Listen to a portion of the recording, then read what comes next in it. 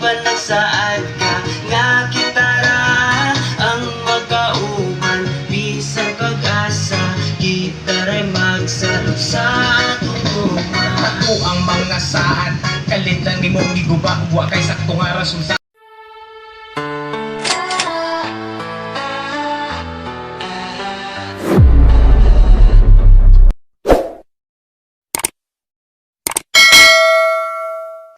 Magandang araw mga boss. Ngayong araw mga boss ay isi-share ko po sa inyo kung paano po kabit ng isang pintuan mga boss. So ang gamit po natin ng pintuan yan po ay isang mahoganit na kahoy po.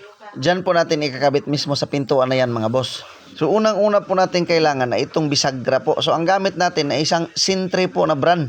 So 4x4 inches po yung gamit natin na bisagra. So makapal po talaga yung pinili natin mga boss kasi ang gamit natin pintuan is mahogani. Medyo may kabigatan po talaga yung mahogani kaya kailangan natin ng 3 bisagra para sa isang pintuan. So 2 pares yung binili natin, 3 yung ikinabit natin, yung isa hindi na natin na ginamit. So yan po, may gawa na tayong guide. So ganyan po yung style niya mga boss. Lagyan natin ng lapis tapos lagariin natin para sigurado pong fix na fix bago natin tigibin. Ano ba yung tigibin sa Tagalog? Pasensya na mga boss, hindi ko alam yung ibang Tagalog. Iwan ko lang kung ano ang Tagalog nung tigibin. So yan natigib na natin. Yan yung sinasabi kong tigibin mga boss. So yan ba, kinukuha natin yung sukat doon sa may bisagra. So ganyan dapat yung pagtigib mga boss. So dapat pantay na pantayan para hindi sa gabal doon sa pagkabit natin sa mismong door jamb niya mga boss. So dapat talaga pantay na pantayan. So ganito yung pagtigib niya mga boss. Dapat 0-0 yan para hindi pangit tingnan. So yun yung pangatlong bisagra mga boss. So ito na yung resulta mga boss. Makikita niyo boss, tingnan yung mga boss.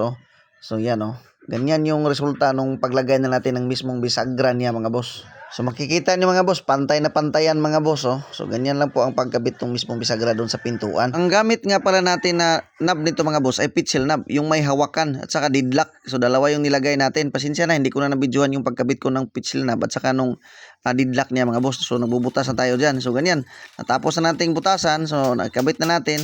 So yan, sarado na mga boss. Tingnan nyo, yun yung susi mga boss. Yan yung deadlock. Saka yun yung pitchel knob. So ganyan, ang dali lang matapos mga boss.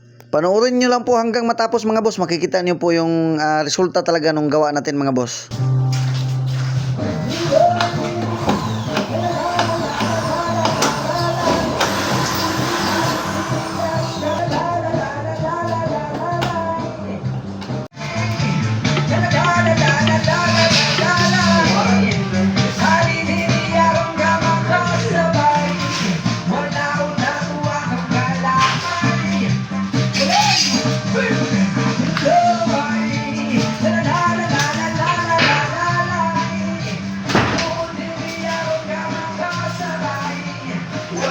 Kay kasabay-sabay